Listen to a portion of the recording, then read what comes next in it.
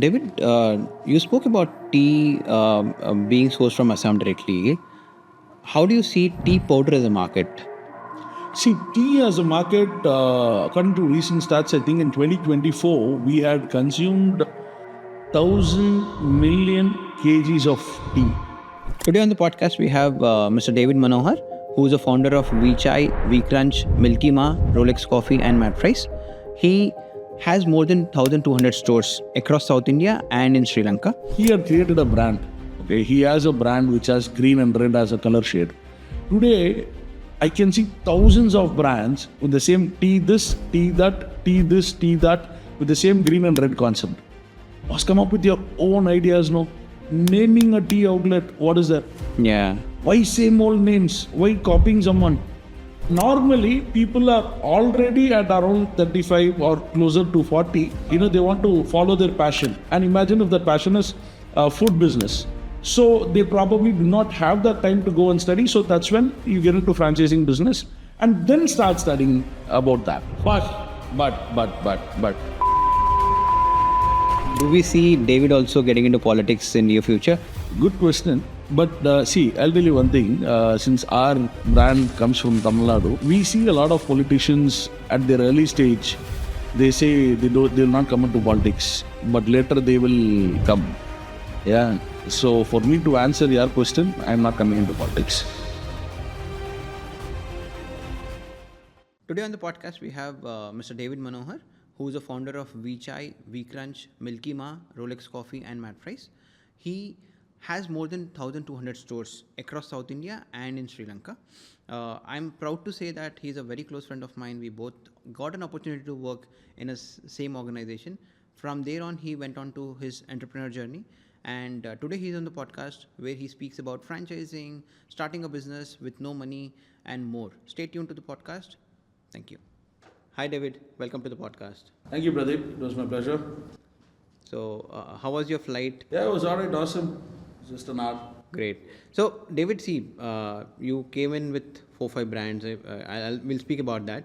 First question that I have on my mind, right? And this is something that I was thinking. People speak franchising is a scam business. What's your take on it? Because I want to start with this so that things go clear to the audience. Okay, I'm glad that you asked me this question in the beginning itself. Yes, apparently today there is a lot of talk in the market that franchising business it looks like a scam, or it is a scam and all that stuff.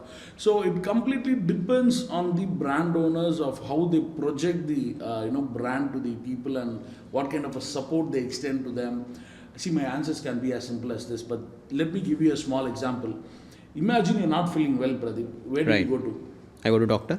You sure? Imagine you want to construct a house. Whom do you go and approach? Architect, builder. Correct? So similarly, you want to start up a food and beverage franchising business. I would expect people to go to people who have, either have knowledge in that industry, right, or people who have studied that, or people who have, who have intense knowledge on those lines, so that they would be a better mentor, better people to guide the franchisees and take their business forward. Okay. See, today what happens is apparently people, especially, talking about tea business, tea franchisee or modern tea outlet that's rapidly growing everywhere. That is where people have the small, a line saying that it might look like a scam, or there are so many outlets there. How will people benefit? How will the franchisees earn money? It's very simple. Go to the right person. Okay. Now, when you go to the right person, obviously he's going to take you forward along with him as far as he goes. There is no point in going to a person who has no knowledge about that. Okay. Oh, yeah. So, I think point is, I see a scenario, because I've been in this industry for like 15 years. I've handled F&B clients across my tenure, and some of the clients kind of who took franchisee from other brands, right? I don't want to quote their name, but they felt left out. As in, they took the franchisee, they have invested 50 lakhs in a Biryani brand. Somebody invested it in a milkshake sort of a brand, about 10 lakhs, and then they were left nowhere. And owners had a tough time, and they had to change the brand, etc. So why would somebody come to you or how will you help them, as in? See, first and foremost, when a franchisee chooses a brand, yeah, and if that's going to be his livelihood going forward, because it's going to be his business, he has to handle it, and that's going to be, the the returns from that is going to take care of his family and so on. He has to spend a lot of time in choosing the right brand. Okay, he has to do a lot of research behind the scenes, okay, before he starts the brand. The moment he sees a brand which is more, freezy, which is more, looks nice in the market, or it has a lot of social media approach, and he just blindly chooses it, there's a lot of chances of whatever you said are likely to happen. But the idea here is, when that's going to be your livelihood, it's better you take a lot of time, invest your time in choosing the right brand. Before your parents would have joined you in a school, I'm sure your parents would have taken the right call and joining in the right school. Right. So similarly, that's the first step for a kid when they join you in the school. Next, when you join a college, especially when you studied in ISB, right, you took the right call in choosing the right college. So similarly, when you are going to start the business, that's the next big leap in your life. Right. So spend time in choosing the right brand, and I'm sure you will never go wrong. Okay. Yeah. And the other part of it is, yes, there are a lot of brands where they don't really consider the franchisees. They give the franchisee and then they let them go. A lot of it's more of mutual mistakes that happens. I will not just blame the franchisees, neither will I blame the brand alone, because there is something called royalty that is involved in a franchising business. Today, in this competition, a lot of brands have started claiming that they don't charge royalty. So when they don't charge royalty, obviously the brand is left with no money to pump in for marketing. Okay. How will they expect the brand to support them? Right. Understand? Right. So today, when there are 10 brands in the market, and out of which, say, 4 brands says that they charge royalty, and then 6 brands come up and say, no, since those 4 brands are charging royalty, I will say no royalty as a tagline, so that I get more franchisees. And all the franchisees go and fall there because there is no royalty. They can start up first month, second month, third month, fourth month. After 6 months, they'll start finding it difficult because there will not be any support from the brand point of view. And why there is no support? Because the brand will be left with no funds to do any marketing. Imagine these 4 brands who are charging royalty, they will have enough funds to pump in money for marketing. So obviously, that chain will not break when things are right. Mm-hmm. Yeah. Okay. See, again, people who want to start their own business, let me ask this question, right? Should they go for franchising or should they start on their own? What do you think? See, it depends on what they want to do. Okay, so now if they, for example, today in franchising business, the segment that tops the chart is food and beverage, because everyone feel that you put in money in food and beverage, it obviously gives you multiple times of returns and all that stuff. So now talking about food and beverage franchising, yeah, not everyone are from a hotel management background, or not everyone are from a hotel industry or a restaurant industry or a food and beverage background. So for them to start a restaurant industry, it's better they go for a franchising business, because the franchising, the brand is already kept everything ready in terms of SOPs, in terms of the menu engineering, in terms of how the restaurant outlook looks like, and in terms of marketing, everything is set. So when they go and approach a brand for to take up the franchisee, if they get the entire concept as a gift wrapped stuff to them, yeah. So it's all pre-ready. So they can just go start immediately and start looking out for returns immediately. So okay. For this segment, it's always better to go for a franchising business. But if they are in a different, a technical aspect altogether, imagine someone has done their, civil engineering, and he wants to start his own business. He cannot directly go and start constructing a house. So instead, he can probably join, an engineer or a multinational, real estate company, gain good experience, and then he can start his own construction business. Yeah. So there probably he doesn't have to go for a franchising model. So as in my point of view on this, somebody who is ready to wait, as in let's say I come with expertise in tech, okay, and I want to start F&B business. So obviously I don't have expertise, so I don't have that advantage of starting. I'll have to learn, understand nitty-gritties of it, and then start. But if I'm okay to learn, have patience, I think it's okay if the person wants to start his own brand as well. As in slight disagreement there is what I'm trying to put it across, because See, absolutely fine. What you're saying is definitely, I'm up for it. I mean, see, you can definitely imagine a scenario where, we are in India, obviously, the moment we finish our grade 12, our parents are either for medical or engineering. So, not all the parents ask what you want to do in your life, to any kid for the matter of fact. So Sure. they literally push, at least in our generation, they literally push them to go for either engineering or medical. Imagine you are one of those kids where your passion was always for food, but unfortunately, they pushed you to study engineering and you finished your engineering.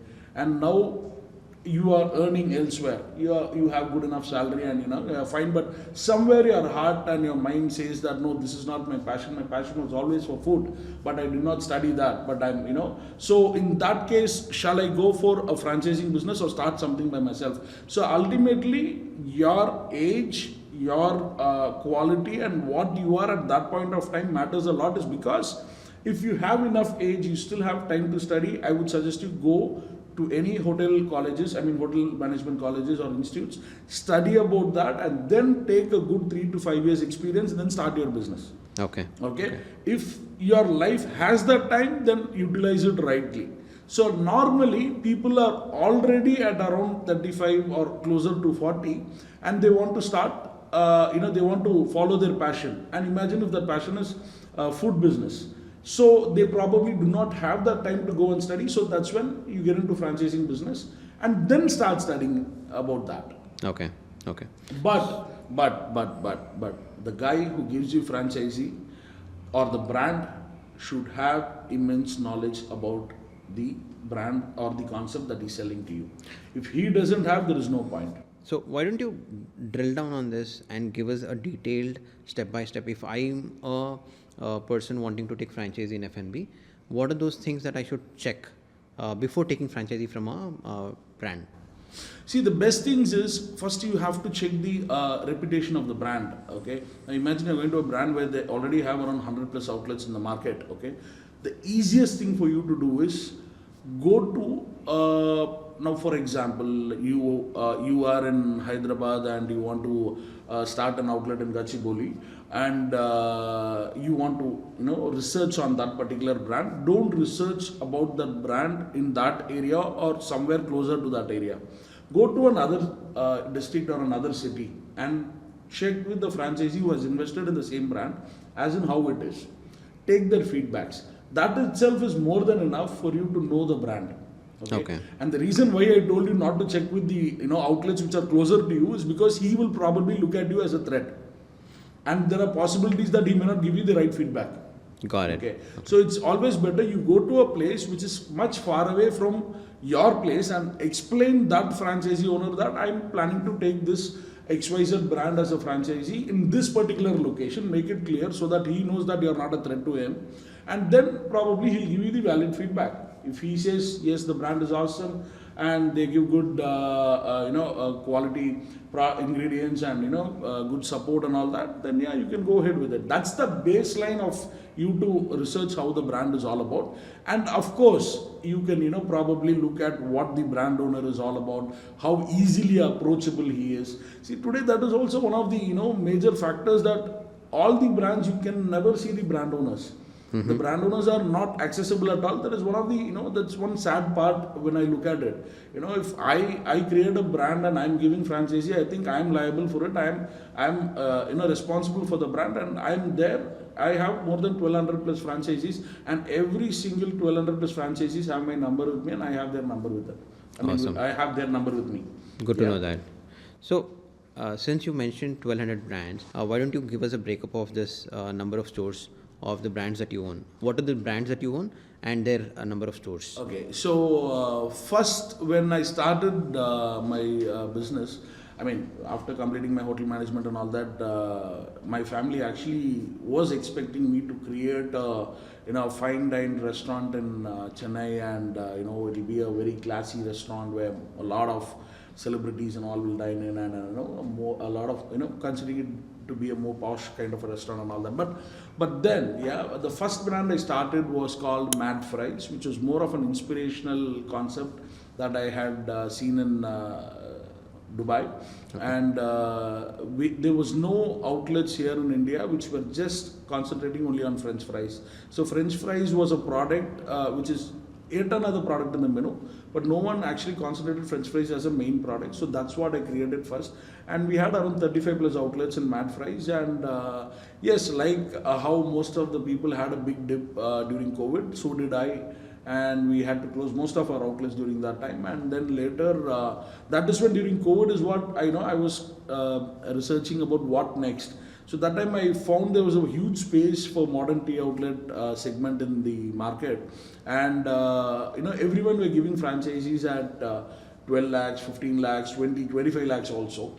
And then when I had actually taken my paper and pen and started writing down the numbers, it just was 3.5 lakhs to start a modern tea outlet, yeah. Wow. And give quality ingredients, quality products, everything. And I had to, of course, eliminate few things. For someone to have a 12 rupee tea, why do you need AC?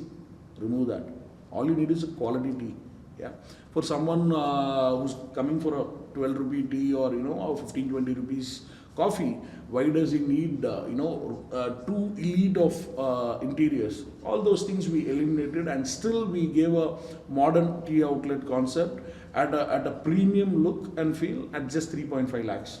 Yeah, and that was my second brand called Vichai, where we have over 950 outlets across the whole of South India and Sri Lanka.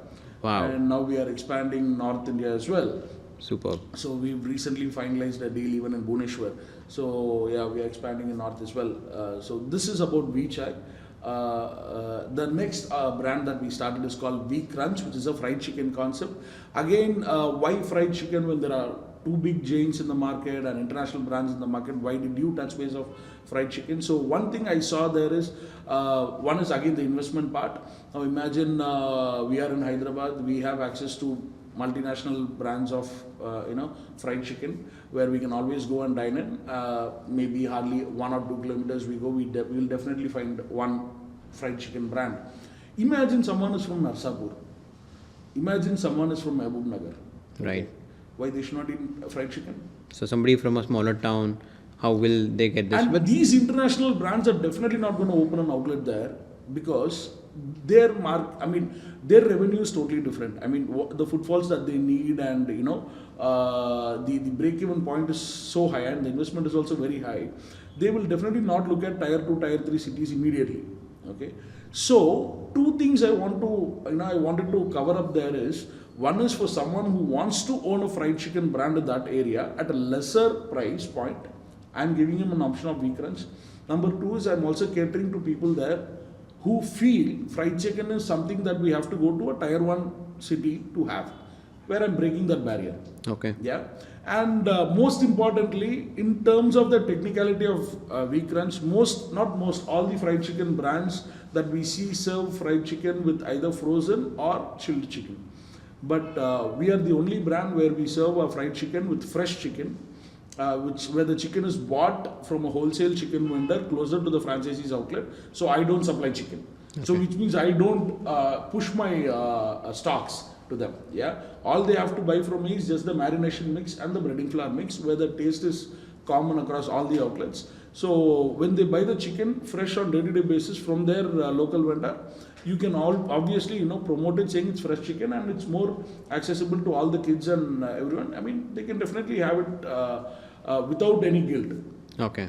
So after V Crunch, we started another brand called Milky Ma, which is more, that's something that I found a gap and also a space in the market in Tamil Nadu, where it's more for a beverage-based brand, where we have rose milk, badam milk, pista milk, faloodas, lassis. Okay. It's more of a beverage-oriented brand. Sure. And city like Chennai, where it's hot most of the times, these concepts do really work well, and there also I'm very concerned about how my product quality comes out. Okay. For example, in rose milk, let's say the essence of rose is extracted directly from the rose petals. So when you extract the essence, the color of the rose is not there. So normally what people do is they use artificial colors. But what we do is the color is again extracted from the beetroot. So we remove the flavor of beetroot and we only extract the beetroot pigment color and add it in this rose. So again, having a rose milk in our brand, anyone can have without any problems or issues. It is safe. So this is how we created Milky Ma as a brand, and we have around 50 plus outlets for Milky Ma. Sure. And then later, the last brand that we created recently is called Rollex Coffee, which is a pure filter coffee based brand, South Indian filter coffee, where you have filter coffee and a lot of bun varieties like your bun butter jam, cheese bun. Then we have, we created a little bit of modernization into traditional bun butter jam, where we have something called peanut bun, cheese bun, and we have lace bun, a lot of different kinds of bun varieties in that. And then of course there are momos and all other stuff. So all the 4 brands that we have, all the 5 brands including Mad Fries, why I said 4 is because we are not promoting Mad Fries now. Okay. So all the brands that we have, we don't have any repeat of the menu. We don't have a menu clash in that. We are very clear that this brand, you want these products, this is what it's available in this brand, and if you want these, it's available here. So that's how we have curated everything. So Mad Fries is completely off now. You're not operating that. Mad Fries is still on. We have few outlets in Nagpur and Belgaum and all that. But I'm not promoting for franchisees for Mad Fries. But yeah, if there is any organic inquiry, we are still giving. Recently, we had an inquiry in Kerala, and then we had one inquiry in Pollachi in Tamil Nadu, where we are giving that also.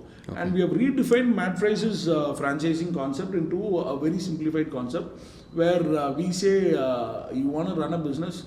Today, what everyone feels is, to start a business, what you need, everyone feels they need money. But what I say is, all you need is a proper concept. Money will automatically follow you. Yeah. Okay. So for Mad Fries, what we've done is, we've done a concept where the total investment is just 1 lakh. For 1 lakh, we give you a cart, we give you a fryer, we give you a freezer, and we give you initial stocks along with sauce bottles, everything.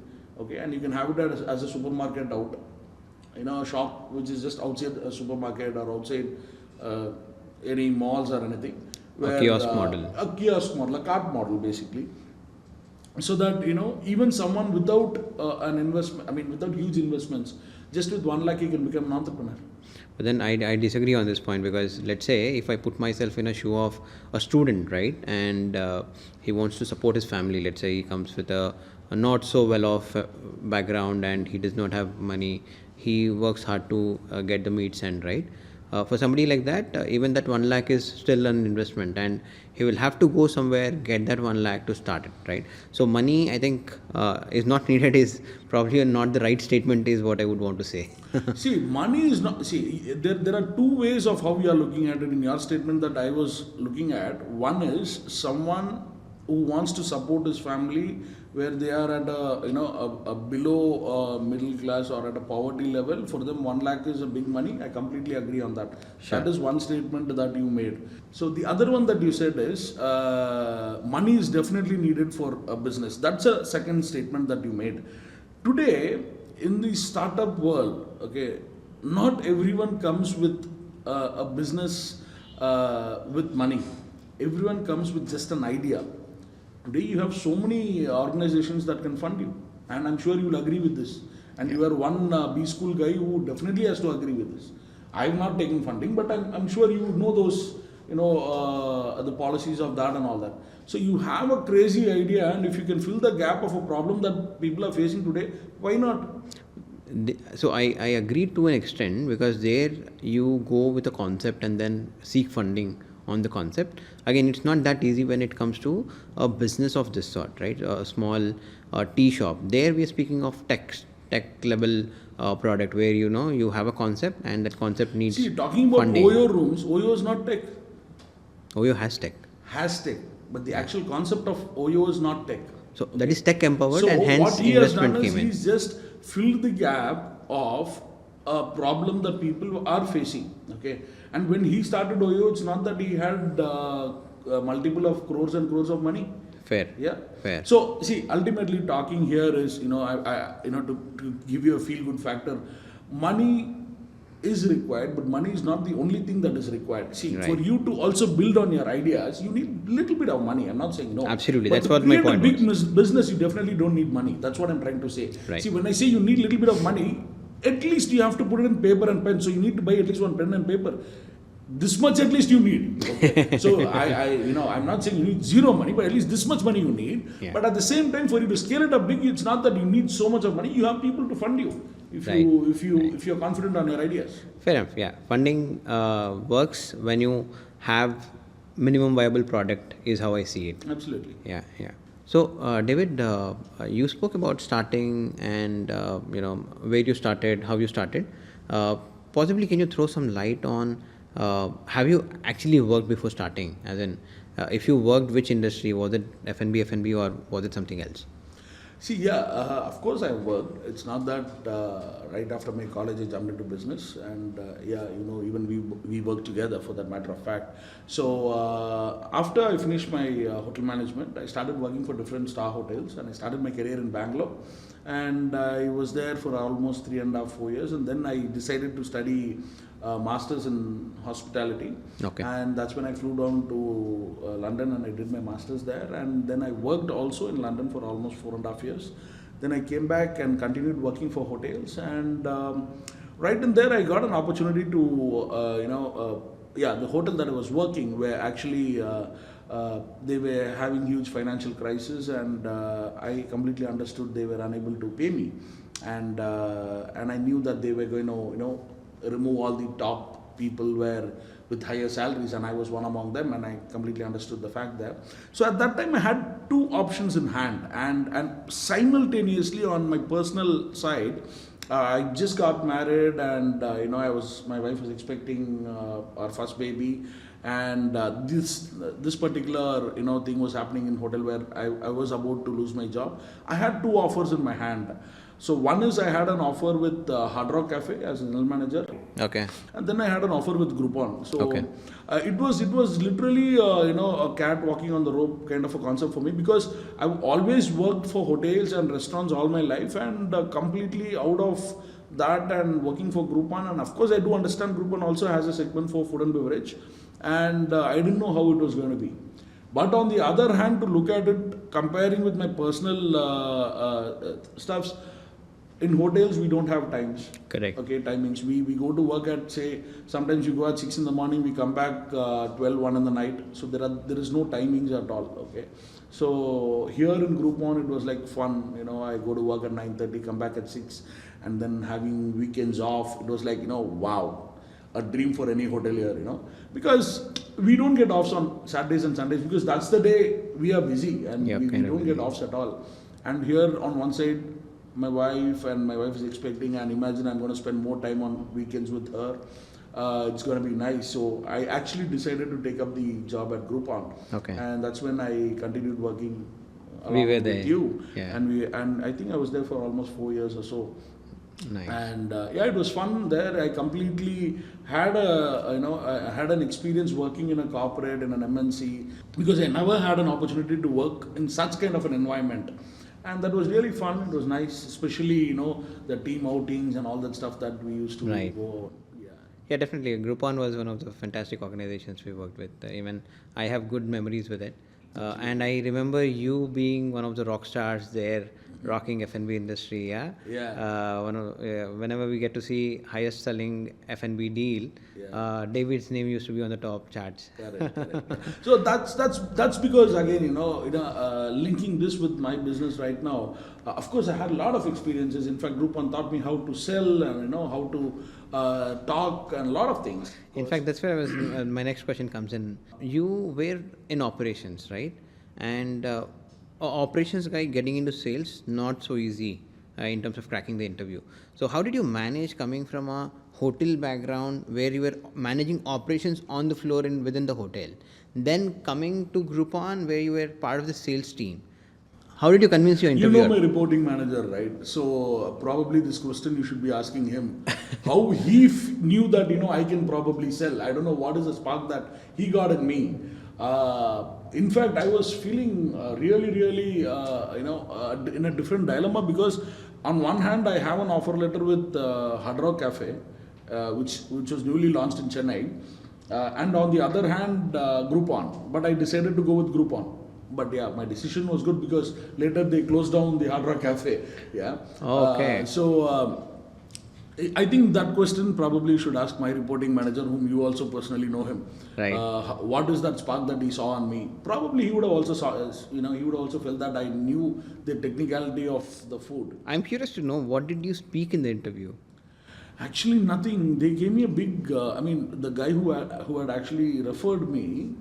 I knew him because he came to me for a deal when I was working for the hotel. Okay. Yeah, and he had no idea about costing, food cost, nothing. Okay, so he straight away came to me and he said, "You give me your buffet at 99 rupees." Okay, I said, "Leave it. It's definitely not going to happen." And I completely knew that he had no idea about what he was talking. And later, of course, we became friends, and that's when he referred me in Groupon and all that. And he had given me different aspects, different ideas about the reporting manager, and he's very strict, he's this, that, and all that. Of course, I went and met him. He asked me a few basic questions and all that, which I did tell him from my point of view. And there was one particular written test, I believe. I don't even know what marks I got in that. I just wrote whatever I know. And after a week or something, he called me and he said, "You're in." And then I had another round of interview with the next level, and then with Ankur Wariko also. And Okay. that's how we got it. Nice. So, after the Groupon, you straight away got into business, or did you again work elsewhere? So after Groupon, I started my own. That's when I started my first Mad Fries. Okay.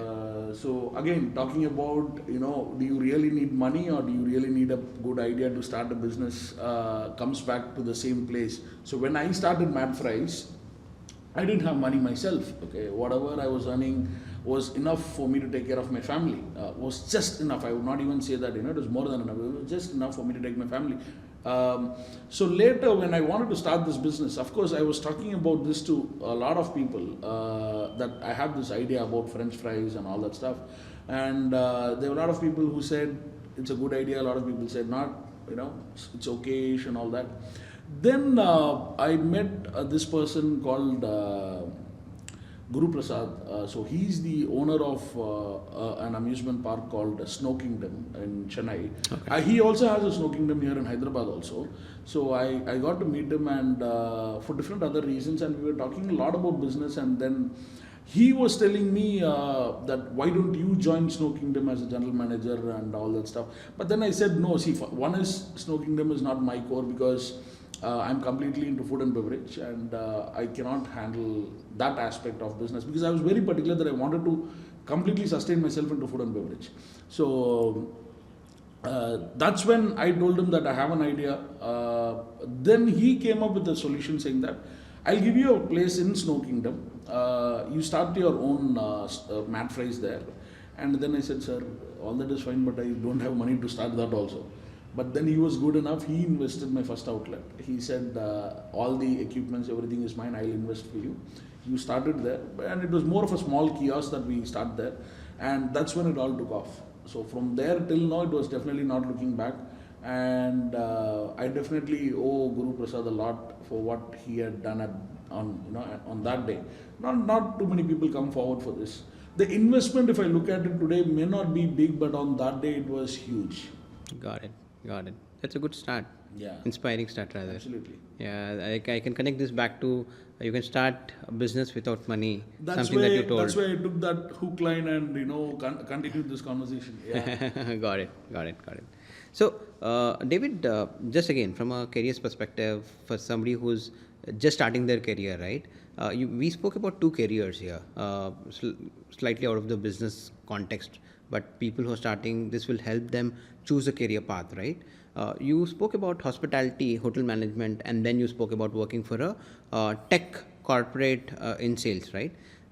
And you fascinated, rather working with a tech was fascination and good because you got personal time. Can you speak more about it? As in, who should consider hospitality, who should consider non-hospitality career? I would put See, it one across. thing, let me be very clear. Although I worked for a tech company, I'm not a tech guy. Yeah, I didn't go and do any kind of a coding there. Neither did I do any kind of a customer support there. All I did was sales and selling only food and beverage related deals. That's all about it. So I was still in my own industry. Yeah, I was still working with food and beverage industry only. So that is what helped me in taking things forward in Groupon. And I would definitely not say that I was working for a tech company. I will never go with that. As in industry as a whole, if you see working in hotel versus working in a tech company in sales or some other division, which is fine, but there's a difference in your personal lifestyle. See, there is a lot of difference. See, for example, yes, working in hotels is more of a physical work. Yeah, of course, you need a lot of brains also to create dishes and all that. So it's a combination of physical and mental work that involves, especially chefs who cooks. They have to keep creating new dishes. Especially with a lot of different advancements in culinaries right now, they have to keep themselves upgraded and updated every time. And not only that, talking about the service part, people have to, as I said, you have to go at 6 or 7 in the morning, then your shift gets over at 10, 11, 12, sometimes even 1. So the physical and mental work is high at hotel and restaurants. Now, off late, a lot of hotels are a little cautious about the timings that the staffs work for and all that. It's kind of upgrading now. But when you talk about a tech industry, always it's 9 to 6, and I think I don't know, I might be wrong. I think after COVID, even tech guys are working a lot more hours, especially when they're working from home. I'm not sure. I mean, I don't know. Especially if you are speaking about sales and any role that has deliverables, right? Absolutely. So basis my knowledge, because I spent about 15 years, you took off, but then I continued 15 years in the tech corporate. So anything which has deliverables, as long as you're able to meet the target, it's fine. If you're not meeting the target, then you stretch. So that deliverables are taken care of. Absolutely. So earlier the situation was different. I mean, but I still feel, sorry to interrupt, but I still feel hospitality is slightly tougher, because I spent about 6 years in the industry which works closely with F&B, working with them on the deals and all that. So slightly harder on the hospitality side is how I feel. Personal time is compromised is how I see. 100% with no doubts, hospitality industry is much tougher in terms of your physical activity, in terms of your mental stress. It's Right. definitely tough. I have seen, my seniors who have worked in different hotels as executive chef and all that. I've seen them passing away, having cardiac arrest in the hotel itself. And all that stuff. So it definitely stresses out people a lot, especially catering to hundreds and thousands of people is no mean feat. And all your corporate stress, you'll come and throw it on hotel guys. You say this food is not nice, that food is not nice, especially, when you go and tell a chef like that, it is, I mean, for us, customers are correct. We always go with that. Whatever it takes, we will want the customer to smile and go back happily.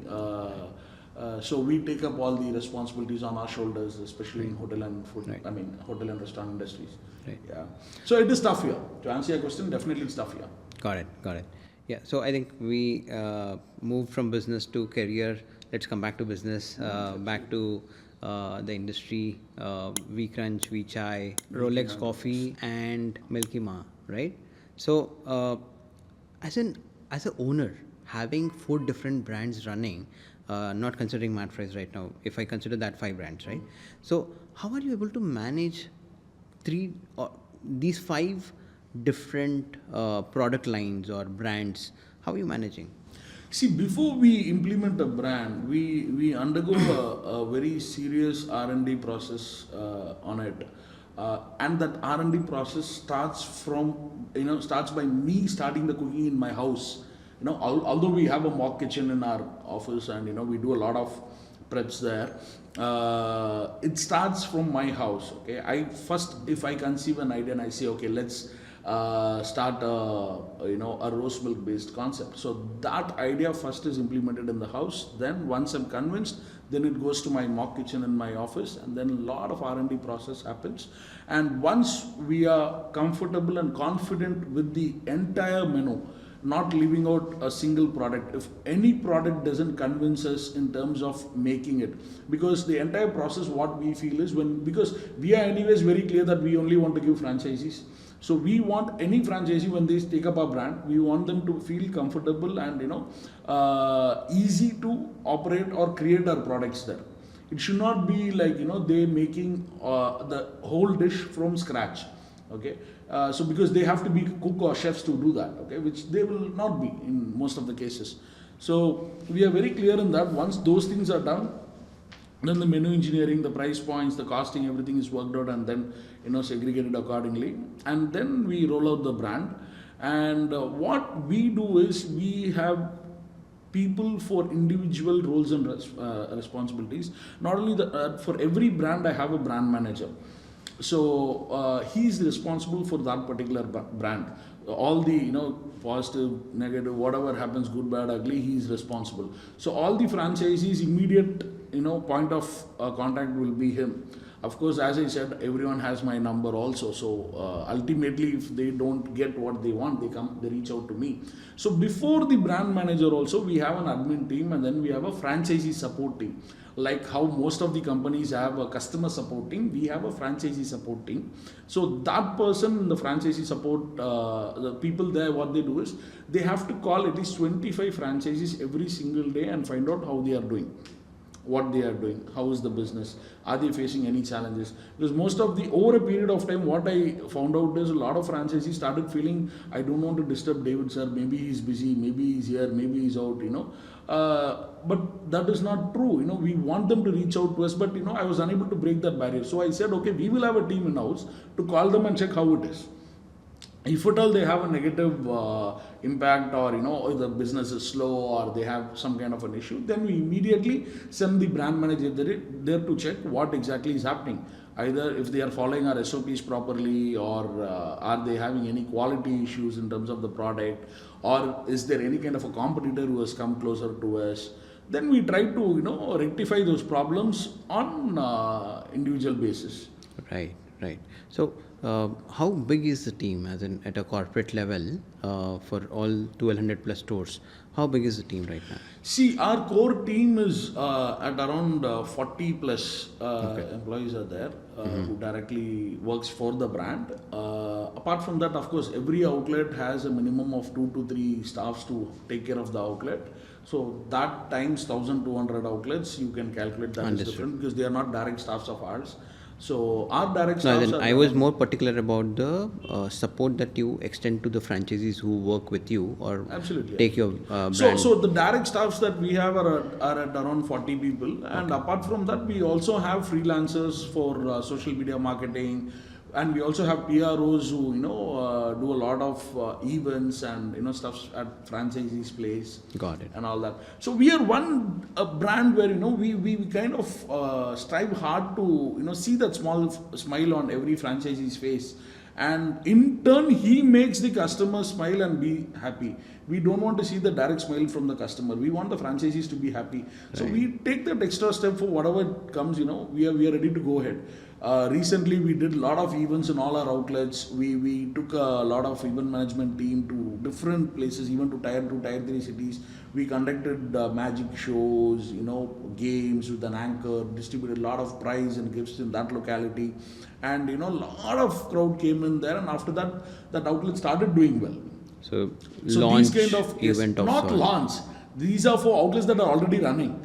Okay. So what we did is, in the month of August, we took a list of outlets that were not performing well. So we took around 8 outlets that were not performing well, and we went to that individual outlet and we had these kind of puppet shows, magic shows, games and gifts, and with an anchor there and all that stuff. And we generated a lot of crowd there, and we generated a lot of people interacting with the games and all that stuff. And later, because when that event is happening, obviously we were giving them tea and coffee and all that to taste. And that's when people know, oh, these people really give decent tea, you know, these people really give good food. And they were talking about that, and you will not believe the very next day itself, the sales drastically improved in all the outlets. And all those kind of activities, you know, I invest money in that. I don't expect any money from the franchisees. Nice. And last month, I mean, in the month of November, we had another online event. After that particular event, a lot of franchisees wanted our support in similar way, even if they were doing well. So we said, okay, we will do one thing. We have around 1,000 plus outlets. Let any franchisee go to any of our outlet, even if it's a cup of tea, let them buy it for 12 rupees. And take a selfie with the tea in that outlet and post it in their Instagram and tag our official page. Okay. Yeah. So we had gotten thousands and thousands of pictures that way, and we had selected 30 people. Okay, and we gave them TWS AirPods, smartwatches, and then we had one final winner, and we gave them gold coin also. And I was so happy that that gold coin was won by a guy who's from Tier 3, a very small town. Okay. So we have an outlet there, and he used to be a regular customer. Which town is this? Sorry? Which town is this? This is from a place called Nainar Palyam in Tamil Nadu, which is next to Chinnasalem. Okay. So it's a very small town. We have an outlet there. And this particular guy who won the gold coin, he's very regular there, and he won it. And so these kind of things we keep doing quite often to engage franchisees into it. And now we are coming up with another promotion for Sankranti, Pongal, where we are expecting franchisees to decorate their shop, take a picture and send it to us, and we will post it on our page. The picture with most number of likes again gets a gold coin or silver coin and all that. So whatever you do, whatever you told right now is more to engage the franchisee owners. Absolutely. So that they understand that you are contributing for their growth as well. Absolutely. Offline. See, definitely. See, this again answers a question that you asked me initially, that a lot of brands, like especially some biryani brand, you said that your friend had taken and then the brand owners didn't involve and he had to close or search for another brand. So this is what I don't want to happen in my in terms of my brands. Okay? Right. So if they have an issue, I always want to tell them we are there for you. Got it. Yeah, and this is how I engage them. Mm-hmm. So let's say there is a store which is non-performing, right? And he's not sure if he wants to continue or not. How do you help them in that case? So first we will definitely talk to them and understand their interest towards continuing it or no. Even if they say no, they are not interested, they are probably broken in terms of mental stress, or they are already giving up in terms of the business and all that. We try to convince them and tell them, see, we are there for you. Okay, what you need to run it, you need stocks. You want stocks, I'll give it to you. I'll support you for next 15 days, 1 month, whatever it takes. Fair. But again, you cannot clap with one hand, right? So I am ready. So unless that hand comes there and says that, okay, I will also come. I will put my 100% efforts. Then this support makes a sense. Okay. So we try to definitely convince them. If they are okay, then we are ready to go ahead with it. Okay. Whatever it takes. As I said, first my brand manager goes there, he checks with the products, SOPs, everything. If there's a problem there, immediately we rectify that. Then we invite a lot of food bloggers or food influencers to that outlet and ask them to give genuine, feedback about the food and post a video about that. And then even if that doesn't work, then we do these events there. Even if that doesn't work, then we do online campaign there. Then even if it doesn't work, then we suggest the franchisees to relocate. Okay. So we have different levels of implementing things. We straight away don't ask them to relocate. Neither we straight away do an event there. We step by step we take things forward and then we take a call. How important is real estate, the location rather, when somebody is starting up a store, whether it is franchisee, non-franchisee, doesn't matter. How important is the store Definitely location? Plays a crucial role, right? There is no point in you going and starting any food and beverage outlet in a forest. Yeah. So Nonsense. Location does matter a lot. Into this competition world where when you think you want to start a tea outlet or a fried chicken outlet in a particular location, and there's someone who's already before you, ahead you and started that in that particular location, look out for similar locations. That's something that which will definitely help. So answering your question, location plays a very important role in these businesses. So comparing with all my 4 brands, Vichai, the location is important, but to achieve the basic ROI, it will sell wherever you have it. As long as minimum footfall is there. Absolutely, as long as minimal footfall is there, and as long as it's not a forest, it will definitely sell. V-Crunch definitely needs a better location, and the other brands also need proper locations. Vichai, even minimal footfalls will definitely do the magic. So on one end of the spectrum you have forest. On the other end of the spectrum, it's a overcrowded market. Let's say within a vicinity of 1 kilometer, you have like 10 different tea stalls, branded, non-branded, all put together. How do you see this? In fact, 1 kilometer is still higher radius, I believe. Let's say a small place, and we know there's huge footfall. There's a bus stand. There is complex, where a lot of shopping happens, and already 10 shops are there within that, say, 200-meter radius. Opening one more tea stall or tea store rather, will it make sense? See, you have to see the see how strong you are in terms of catering to people. Yeah. Now, say for example, you have Vichai itself in that particular crowded place, and you are generating more than 1,000 footfalls per day. And if that particular franchisee has equipped with enough staffs and enough equipments to handle that 1,000 numbers per day, it's perfectly fine. Imagine over a period of time, the numbers are increasing from 1,000 to 1,200. Yeah, then it is always advisable for him to increase or develop his infrastructure in terms of staffs or in terms of equipments also, and widen his place. And if he doesn't do that, obviously you have to be ready for your competitor to eat your business. Okay. There is no other way. And competition in any business is definitely a healthy thing. So that's when you will know where you stand. Makes sense. So Makes I sense. definitely. So would you recommend opening in a location like that? See, obviously, recommend in the sense, as long as you know how to handle it, definitely I will recommend. Again, we have certain process in choosing our franchisees also. So we'll definitely see if he's capable or no. If he's not, then there is no point in giving that. What do you look at when you decide that, he's the customer that I want to give my brand to him? See, over 7 years of my, franchising journey, I've seen a lot of people coming and who wants to take up businesses, who wants to take franchisees and all that. First and foremost, I try to avoid newcomers. Someone who says, I've just finished my college, I want to start a business because my father runs a business, and at times even the parents also encourages that. But I do tell them straightforwardly, let him, get some kind of an experience for a year or two. Then he can always get into business. At that place, I will not jump in for money. Yeah.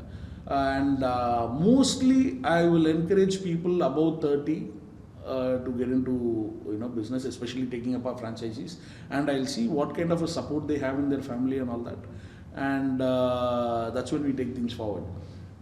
Okay. And not only that, of course, their willingness to do the business matters a lot. Okay. So I disagree with your thought on a fresher. You're saying no to start business also. He's not getting job in corporate, and you're saying you'll not give your franchise. Not getting a job in corporate, I understand. Why does he have to get a job only in corporate? I still have vacancies in my company. If he's willing, let him come and work. Okay, like that you say. Okay. So if he wants to start a tea business, distinguish between corporate to a tea shop, right? If your passion is to start a modern tea outlet, then there is no point in you getting experience in a corporate, right? Makes sense. So how is this? So at a F&B level, tea is one subcategory that we see.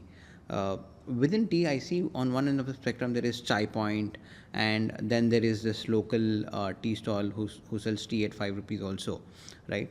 Now, how are you positioned in this whole spectrum as a brand? My policy is very clear. Okay, in terms of the affordability of my tea, I want even a common man who wants to go and see tea at 5 rupees is only available in Hyderabad. Okay, I mean in Chennai and other states it's at 12. Average is 10, 12 or 15. Kolkata, you get it.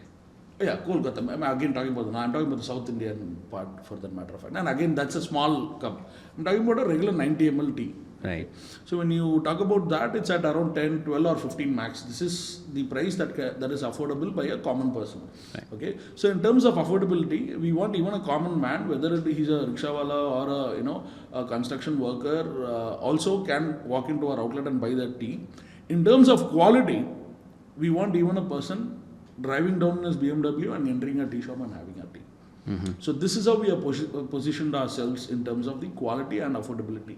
So we sell our tea still at 12 rupees only. Yeah. So in terms of money, anyone can afford that. And again, in terms of quality, I'm sure a guy driving down in a BMW, he'll say, we have those kind of customers. That's why I'm telling you. They always say we don't have such quality tea elsewhere. So I rather come to your place and have it. Right. Genuine tea lovers I'm talking about. Yeah. Especially since we're speaking of customer satisfaction here from a taste standpoint, and you mentioned you operate in multiple states, right? I was surprised to know that your outlet is in Sri Lanka also. How do you manage this? Because palates are different. People might have slightly different expectation across geography. You are operating right now and you have outlets in Hyderabad, Chennai, Bangalore, and Sri Lanka. So technically, AP Telangana, if I consider. So all the 5 states. 5 states of South. 5 states in the down we have like Can you- Tamil Nadu, can you- Andhra, Telangana, Kerala, and Karnataka. And Okay. of course we also have in Sri Lanka. Uh-huh. And of course, as I said, we are coming up with outlets in Bhubaneswar very soon. Okay. So so I understand your question. You are trying to ask me how do I take care of the logistics part and all that. Is that what you're asking? Customer satisfaction from a taste standpoint, because you must be having the same ingredients going across, Absolutely. right? So what we have done is, first thing is we've tied up with a tea manufacturer in Assam. So our tea comes from Assam. So initially we had bought, we have tied up and we have taken up one garden. So they call it as gardens. Okay. So we have taken up one garden of the same landscape, same soil, same quality of tea. And only those tea we used to procure, and the next garden we bought. We've tied up recently because the requirement has become high. Now we are, to our franchisees itself, around 4 tons of tea is going every month. Okay, which is at a very, very minimal level I'm talking about. In fact, more than that also it is going. So at least minimum 4 tons we sell every month. Yeah. So we needed another garden also. So we've taken up that garden also in Assam, and our tea only comes from there. So the quality is taken care. The quality of the tea, right from the plucking to processing to packaging, everything is taken care. As I earlier told you, my non-core team is also my tea packaging team. So again, storing and packaging, is a difficult task. Where I've outsourced that to another person, and he does it exclusively for me. And again, we give day wages for a lot of housewives who come and do packaging there, and because we get it in bulk and they have to do repacking of that and all that. So those things are done. Then again, we have tied up with another logistics company to ensure it's delivered to all the places in South India. That was one challenging stuff that we had, but yeah, we cracked it eventually. Nice. And so many people are employed as freelancing also, and you're employing Absolutely. housewives also, which is a good part. It is just that on papers they are called freelancers, but they are there almost every single day. So Nice. Okay, so David, you spoke about tea being sourced from Assam directly. How do you see tea powder as a market? see, tea as a market, according to recent stats, I think in 2024 we had consumed 1,000 million kgs of tea has been sold. Yeah, so that's the recent stats. So I'm sure you will know what is the tea market in India, for that matter of fact. It's definitely huge, brother. So somebody who's wanting to start a business, do you recommend starting tea powder as a business? Starting tea powder as a business is not my core. That is not something that I don't go down to the economics of that, and because that is not my core, so I have no idea about that.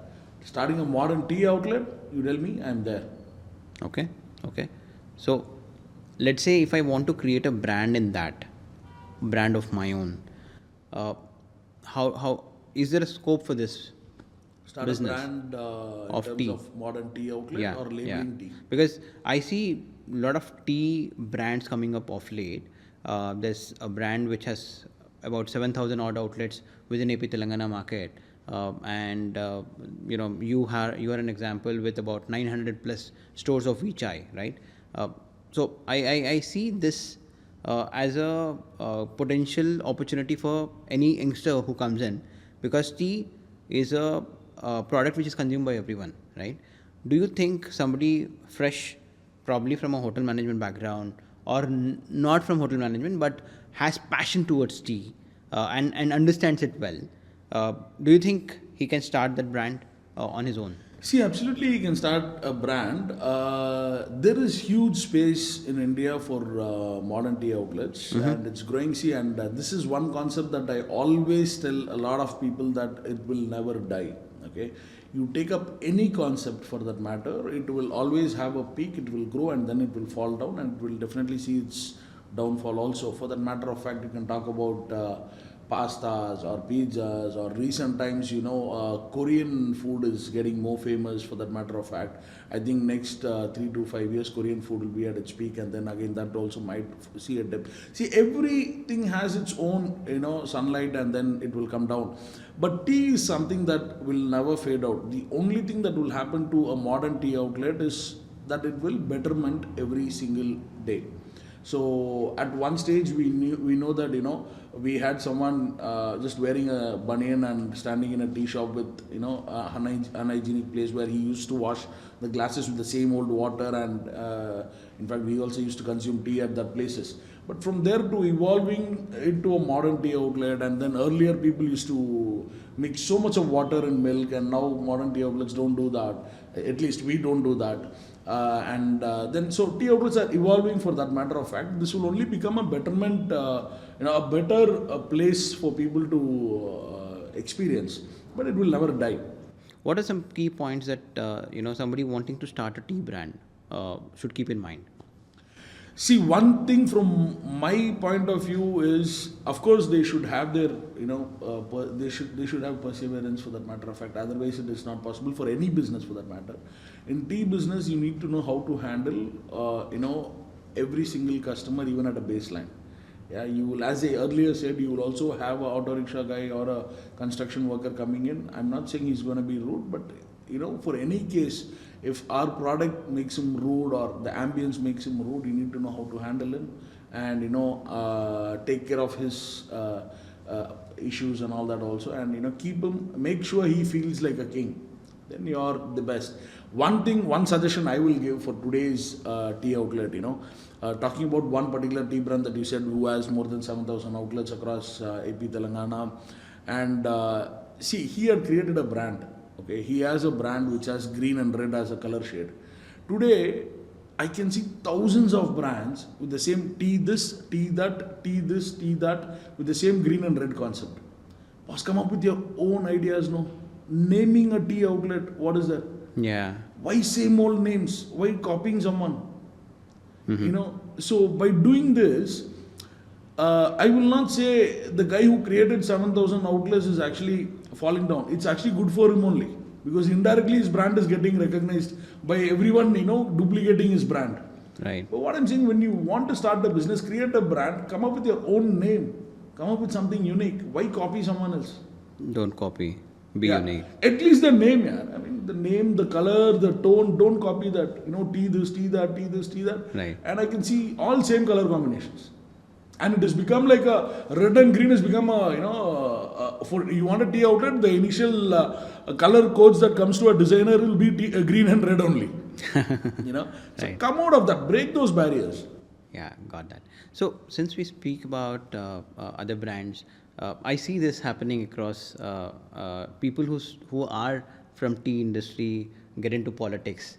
So do we see David also getting into politics in near future? Because our PM of India, he sold tea at a point in time, Yeah. and the name that we didn't take the name, but the brand 7,000 stores, right? He is into politics now. So do we see David also having certain mark of number of outlets then getting into politics? Is that something that we can expect from you? Good question. But see, I'll tell you one thing. Since our brand comes from Tamil Nadu, we see a lot of politicians at their early stage. They say they will not come into politics, but later they will come. Yeah. So for me to answer your question, I'm not coming into politics. This is this is conflicting. No, I mean I have no ideas in getting into politics. See, I'm more of a food and beverage guy, so I will just stick on to So what you I. may come into politics in that sense. That's not a straight no. So I take it as See, yes. I will not. Or maybe. Well, let's see how life takes us. That's all. Yeah. Okay, sure. I never expected to own a tea outlet. At least, I didn't go to London to start a tea outlet, right? I didn't go to London to study hotel management to start a tea outlet, but apparently that was my destination. Fair So point. life is full of surprises. Yeah. Let's see. So what are the other markets that you're looking at to expand? So now we've already, as I said, before we start anything, we ensure our team is strong. So now we've recruited people from Delhi and Punjab, and especially the core sales teams to start expansion in the north. So we are looking at expanding in Orissa, Delhi, and Punjab immediately, Okay. and of course Gujarat also. The next level will be there. So and we've started our promotions aggressively. We've already signed up deals for V Crunch and V Chai also. Great. So let's see how it goes. I'm really curious to understand how did you scale to this level, starting from Mad Fries being funded by Snow King owner, right? And today you are 1200 plus stores, and you're speaking of expanding across India. How did that whole journey go through? How did you get into different brands? How did you start first store of each brand, and then probably a couple of stores from there? So when I started Mad Fries, I never knew that I'll be having so many number of outlets, or I'll be giving it as a business opportunity for different people and all that. So I started an outlet for my sake. I wanted that outlet to do well, and then probably have one or two more outlets of the same concept within the city, and that's the only base level plans that I had. But it so happened, a very close friend of mine who came to our outlet, he tasted our Mad Fries, and then that's when he said, David, that's when he said, like, David, why don't you look at franchising options? So that's when I studied what exactly that is all about, and what is the pros and cons. And then I went to a lot of hotels and restaurants who have taken franchises or who are offering business opportunities and all that, and then studied about that, and then I created this after that. So my first franchisee itself is my friend who trusted on me, Okay. and took the outlet. Mm-hmm. David, you have created 5 brands already. Do you intend to create more? Absolutely. So our core vision in our company is that we want to create different food and beverage brands to in different investment segments, so that people who are passionate about food or restaurant industry can take up our franchisees or partner with us and become their own have their own restaurants, or become an entrepreneur. Okay. What then you have? Okay, I will create another 5 more brands, or any number in mind? See, not really. We want to create as many brands as possible. See, the core idea is to see at one stage where if someone wants to come and take up a food and beverage franchisee from us at 1 crore investment, I want to have a brand at that level. If someone wants to take up a franchising business at 1 lakh, I need to have an option for that. So this is the variations that I want to show in terms of the investment and the concept of the franchisee. Any product lines that you already have in mind within the food? See, currently, recently we opened Milky Ma, which is a rose milk concept, then Rollex Coffee, which is a filter coffee based outlet. Now I'm doing an R&D for waffles and snowflake ice creams. Okay. But it's at a much early stage, so I may do it, I may not do it. Yeah.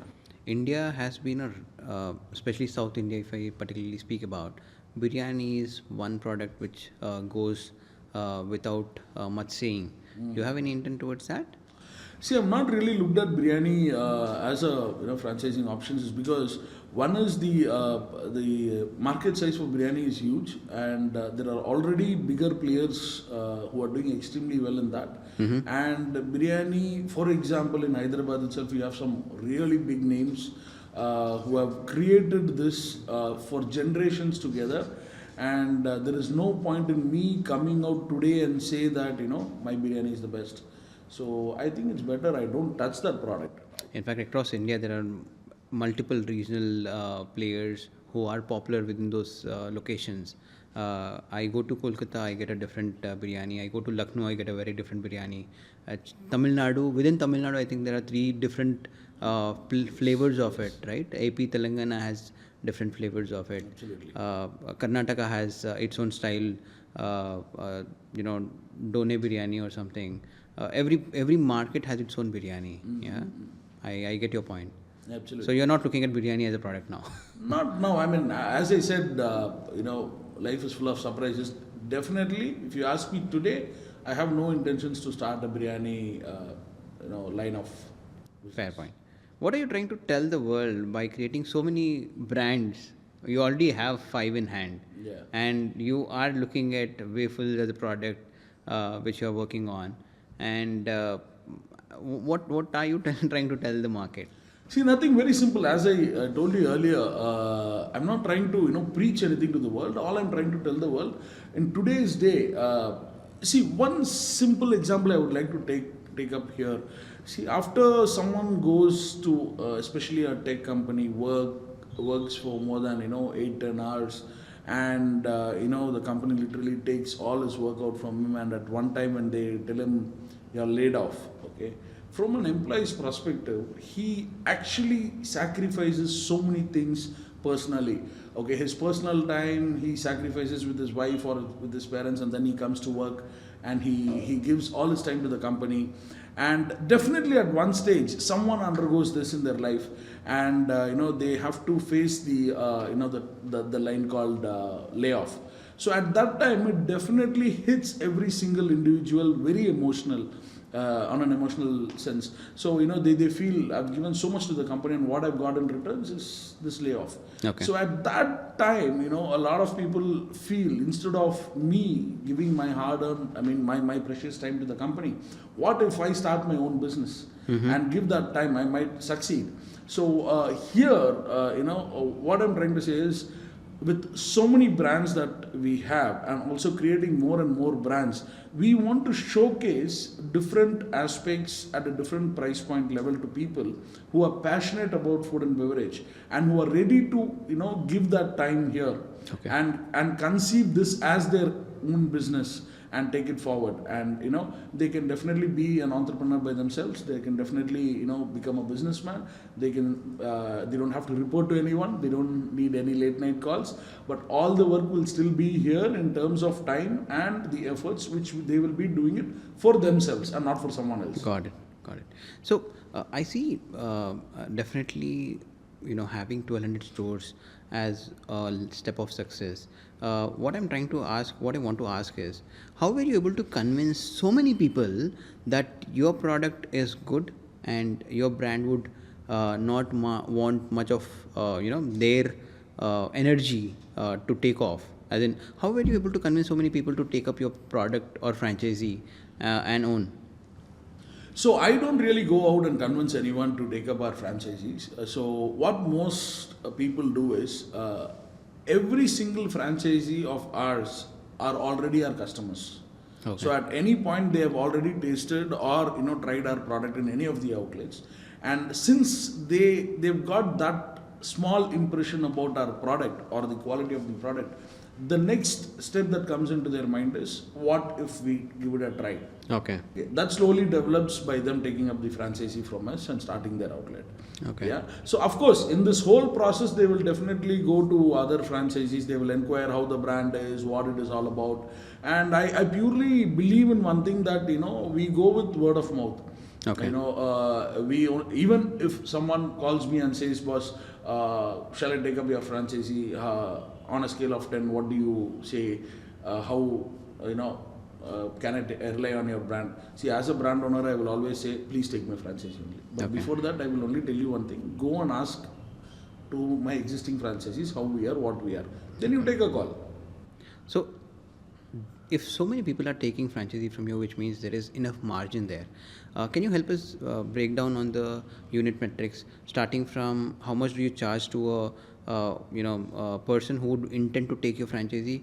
What is that he has to spend, and how will the commercial work for him? As in, if he will make money back, and what is the period that he will make his money back? So in terms of our brands, we are very clear that we want to, I mean, especially the brands that we have now, we were very clear that we want to have the investment part at a very lowest price point, because there are so many competition also around us. So talking about Vichai, which is our prime brand, where we have more than 950 outlets. So the investment for Vichai, normally any concept in our thing, we have three major investment parts. One is the franchisee fee itself, then the kitchen equipments, then the interior cost. Right. So let's make it simple. These three parts for Vichai, we say the total investment is at 3.5 lakhs. And the breakdown for 3.5 is 1.5 lakhs is the franchisee fee, 1 lakh is the interiors, and 1 lakh is for the kitchen equipments. So 1 lakh interiors, we say if the shop is between 100 to 150 square feet, then the interior within 1 lakh is possible. If it goes more than that, then the investment might slightly differ only for the interior part. But the franchisee fee and the kitchen equipment part doesn't change. Similarly, for V-Crunch, the franchisee fee is at 2 lakhs and the kitchen equipments is at 1.5 lakhs. So the idea here is to keep it as low as possible. See, for a fried chicken brand, you definitely cannot create a fried chicken brand less than 70, 80 lakhs. That's what an international brand has already given an impression. Okay, but here at overall 6-7 lakhs itself, we give you a proper outlet. Right. And at a better quality because it's fresh chicken. Right. So the investment part is much low. These are the basic metrics that we follow. And we break it down very simple so that anyone and everyone can understand the investment form. And we don't, throw out our investment in a very generic form, saying you pay us 4.5 lakhs or pay us 5 lakhs and the entire setup is done. And then, when the actual setup is done, they come up with surprises that this is not done, that is not done. So we list down everything on a very simple format that everyone can understand, and it's easy for them to know what they will get for the investment. Okay. 1.5 lakhs is a straight amount that goes into you as a brand owner. That's the brand fee basically. Okay. So what we get in the brand fee is, see today, as I told you earlier, royalty is one element that because of competition, a lot of people are not charging, so they don't charge and they don't, give that back to the that support back to the franchisees. So here, what we've done is, at 1.5 lakhs franchisee fee, we also don't charge royalty. But that doesn't mean to say I don't do, extend my support to the, to my all my partners. You can definitely ask them at any given day. I'm always there for them, and we are also doing a lot of, fun activities and a lot of events in their places, which is, paid by me. Yeah. So the 1.5 lakhs doesn't only include that, it also includes the brand fee where the training support is given to them. The entire menu is curated for that shop. For example, in Vichai, what we say is you can also add on products which is which supports the local market also. Sure. Yeah. So for that also we give them SOPs. In case they want any more products, we give them SOPs for that. Then the entire marketing support is done from our end. The social media marketing is done from our end. So all this, definitely we need money inside the company. That's why we charge the brand fee. And of course, there's also a brand value that Vichai carries from the first outlet till 950 outlets as of now. That brand also carries a value to it. But yeah, I can proudly say from day one till today, we are the only brand which still carries the investment part at the same 3.5 lakhs, which we have never changed. Got it. So for more than 5 years, we've never changed the investment part. All right. So let's say if I'm a potential investor, or I want to start a Vichai. Let's take Vichai as an example. 3.5 lakhs you said. I'm okay to spend that, but how quickly will I make money back? Just break that, whole unit metrics. Let's take up a simple. At a unit metric level, I want to understand that answer. Meaning, let's take up a simple 12 rupees a chai that you said. What is the margin? All of that. If you can just do a reverse calculation. First of all, Vichai menu doesn't limit itself to only tea or coffee. Yeah, we are the only modern tea outlet where we have more snack varieties apart from tea and coffee. So we also have a lot of sandwich varieties, bread omelette varieties, Maggi varieties, and so on. A lot of French fries varieties are also there. So in this menu, we have almost 50 plus products in this menu. So we are not going to talk about just selling a tea. Okay, we are going to talk about an average sale per day, which goes to what happens per month, and then after all your expenses, what is that will be left out to you. Okay, so today let's talk about an outlet within Tamil Nadu. The average sale is around 7 to 10,000 rupees that any outlet does per day. Per day. Yeah, per day. Yeah, and if it's going to tier 2, tier 3 cities, the sales are actually higher. So a smaller town does much higher sale. Their sales are, average sales are at around 13 to 15,000 rupees per day. Okay, let's take an average sale of 7,000 rupees per day, which is the least number. Okay, so per month he will end up doing around 2 lakhs 10,000 rupees as a overall sale. Okay, and the food cost for Vichai lies at around 27 to 28%. Let's take it up as 30% itself. So on an average, the food cost at 2 lakh 10,000, remove 60,000 rupees from that. Sure. Which is the food cost. Then minimum you would need at least 2 to 3 staffs to maintain the shop. Okay, so the staff salary, each staff salary is at an average of 12 to 15,000 rupees per month. Again, you multiply that times 3 itself, okay, which is 45,000. So 60 plus 40, 45,000, 1 lakh 5,000 rupees is already gone for your raw materials and staffs. So electrical, almost all our equipments are electric equipments. We don't use gas equipments. So all the electric equipments, so our bill within Tamil Nadu, once in 2 months at an average sale of 7,000 rupees, we get an electricity bill of around 10,000 rupees for once in 2 months. So at a per month basis, it's around 5,000 rupees. So 1 lakh 5,000 plus another 5,000 of electricity bill, which is 1 lakh 10,000 rupees. Mm-hmm. Yeah, and then the shop rent. Okay, so on an average 100 to 150 square feet shop, the rental factor is around 15 to 20,000 rupees. Yeah, so say imagine even if it is 20,000 rupees per month. Okay, so 1 lakh 10,000 plus 20,000, which is 1 lakh 30,000 rupees is the overage. Okay, right. Now I'm not going to limit it here. Okay, let's say every month you also have a miscellaneous cost of some wire is cut, or you have to change the fuse, or some equipment you have to change the coil or whatever. Right. Another 5,000 rupees for miscellaneous. Okay, so 1 lakh 35,000 will be your overage per month at a net at a gross revenue of 2 lakh 10,000 rupees. Right. So when you minus 1 lakh 30,000 rupees, 1 lakh 35 I think, right, from 2 lakh 10,000, whatever the difference is, the profit that he gets. So 1 lakh 35 is the overall cost, which includes everything, Rent, including miscellaneous. staff salary, EB, procurements, all together. Yeah. Okay. That also includes the procurements that they buy from us, they buy from outside and all that together. So around 1 lakh 35,000. Net profit basically comes out to be 75,000. 75,000 rupees. Okay. Okay. That's the margin that. That's the base level margin that any outlet does. If the sale increases, naturally this Obviously increases. it increases. Got it. Got it. Got it. So this will basically take about 5 months to 6 months for the guy to break even. For the guy to break even, yeah. So 3.5 we say lakhs. around 6 to 8 months is the ROI. Yeah. So obviously that's the maximum time that we say. So within 6 to 8 months, you say you're confident that. Absolutely, absolutely. At an average sale of this, Mm-hmm. see, if the outlet is underperforming, then of course it might take up to a year, because we also have to get into the outlet and see what exactly went wrong and how we can rectify that. Yeah. So basis the 75,000 as a net profit, I see it as 5 to 6 months.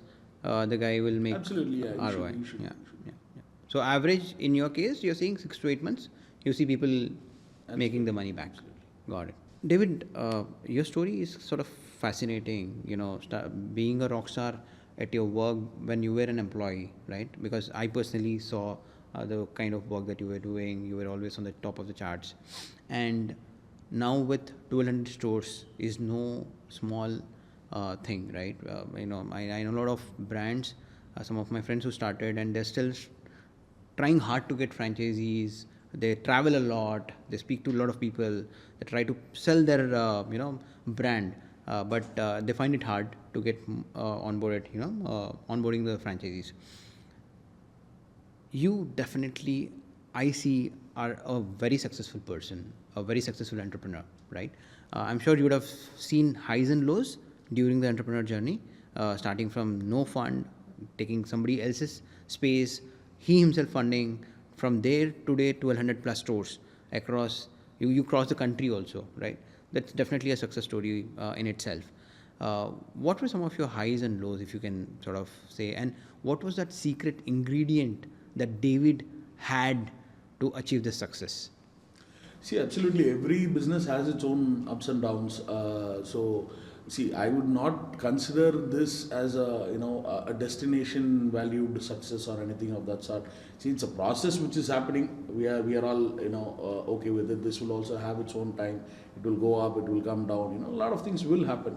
Yes, when during Mad Fries time, as I said, during COVID, we had to shut a lot of outlets. I had a very bad phase at that time, and I was undergoing a lot of stress and depression during that time and all that. And later, to overcome from that phase, so in Mad Fries, I'm talking about 6 years back, I used to charge a franchisee fee of 3 lakhs. Okay, but from there to create Vichai, where the total investment itself is just 3.5 lakhs. First, I was not convinced to come up with just a 1.5 lakhs franchisee fee, but then I did it. Okay, I did it with the different economics in my mind, and that is what worked. Okay, because we used to open almost 1 outlet per month in terms of Mad Fries, but in Vichai that is not the case as of now. Right. We open multiple outlets in a month. So this is how it is. So see, downs, I will always say, learn from it. Okay. See, even I was unable to handle my downs, to be precise enough. A lot of my close friends and family who are seeing this interview will also know. They might even think, what is this guy preaching, when we know what he was undergoing during that phase of life. It is tough. In fact, you will also not know how to handle that situation personally, because you are into that problem at that situation. But when you come out of it, definitely it is a different ball game altogether. And for me, it is very simple. Although I underwent that situation, one thing that always backs me up is my perseverance. I mean, if I'm strong enough in one thing and I want to do that one thing, I'm very clear about it, and I will do it at whatever it takes. I will do it. Okay. Even talking about the time that we worked together, before I joined the company in Chennai, the company that we worked, Chennai was underperforming. Yeah. And whenever I see the daily sales report, Pan India, I always used to see Chennai almost at the bottom. Right. And I definitely wanted to make a sense of me being in that place. Right. And that's when we recreated the whole thing, and we got things happen, and how it went. I remember Hyderabad was certainly at a very good stage, and I suddenly see somebody coming in competition with us. Absolutely. And I realized it was because of David. No, it was definitely a teamwork. See, I cannot run the show all by myself. Also, thanks to my reporting manager, who also helped me in, getting things done. Right. So things don't happen all by yourself, right, in corporate. You know how it is. Yeah. Sure.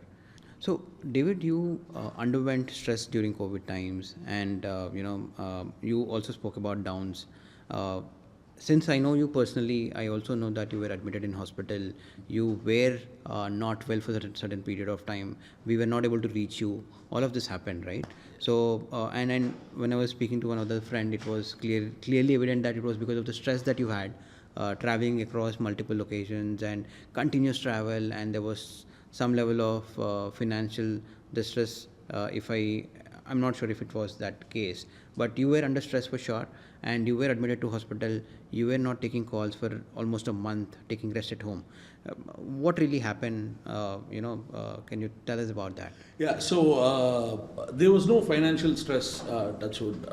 The issue is, I actually saw this coming before time itself. I knew something would definitely happen. I had to put a brake. I had to, step into a speed breaker at some point. I definitely knew this was coming. So actually what happened is my stress levels went up because I was constantly working, and I was taking up all the responsibilities in the office all by myself, and it was not a bad thing. It was a good thing because I love working and I enjoy doing every single part of my work.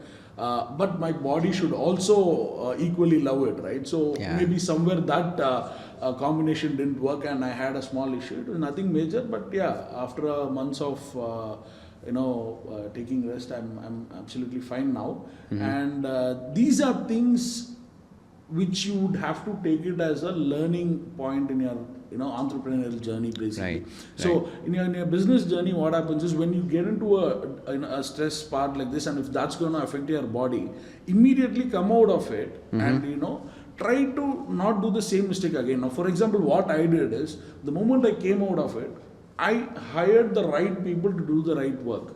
Got it. Okay. Delegation of it. Absolutely, very simple, brother. I rather spend that money in hiring someone or spend that money in hospital.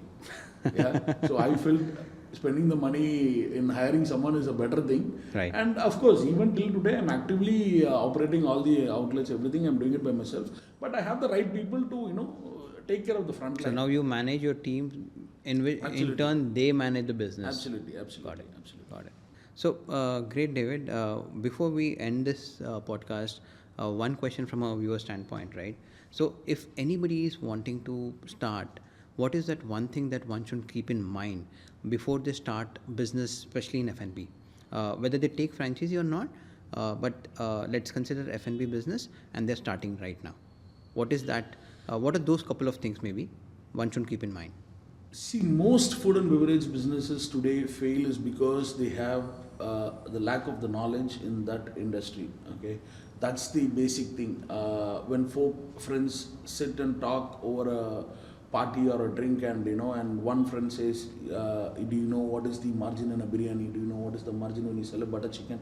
Which is all true only, but you don't know how many number of biryanis and how many number of butter chicken you have to sell to achieve your ROI. That's incredible. Right. So it's not that it's not possible. It is all possible, provided you learn the basics of it. Okay. Normally for a food and beverage guy, like someone who's done their hotel management or someone who's been in hotel and restaurant industry for years would have definitely learned all these numbers. But for someone to come in as a new businessman into food and beverage, it is always better he personally goes and learns this for at least a year and then puts his money into it. If he's starting his own brand, right? If he's starting his own brand, then it's better he learns how it is done, or he has to hire the right person. Right. So if he can hire the right person, then nothing like that. Got it. Thanks for that, David. Nice speaking to you. Thanks for coming in. Thank you.